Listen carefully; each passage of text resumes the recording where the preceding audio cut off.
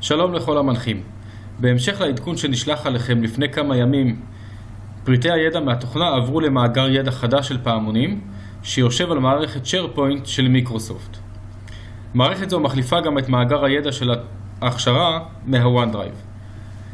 בכדי להיכנס למערכת, אנחנו לוחצים על פריטי הידע כמו שאנחנו מכירים, ומקבלים את המסך שאנחנו רואים עכשיו.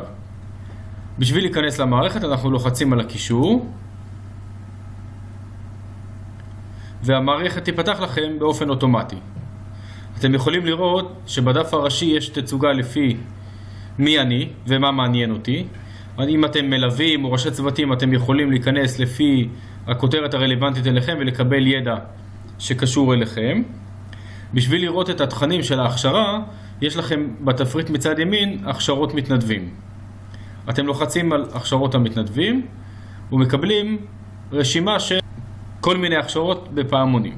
ההכשרה שרלוונטית עבורכם היא הכשרת המלווים כמובן. נלחץ על הקישור ונקבל את התיקיות כמו שאתם מכירים מה-OneDrive. בשביל לפתוח כל תיקייה אתם לוחצים על מה שמסומן מפגשי ההכשרה בצבע תכלת בהתאם למפגש הרלוונטי.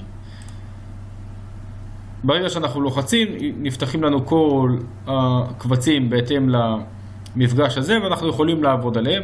אנחנו מקווים שהתצוגה הזאת תהיה הרבה יותר זמינה ונגישה עבורכם, כי זה ישירות מתוך התוכנה. כל פעם שיש עדכון על קובץ מסוים, הקובץ יעלה בעצם ישירות לפה, ומפה תוכלו להוריד את הקבצים המעודכנים. בהצלחה לכולם, נתנאל.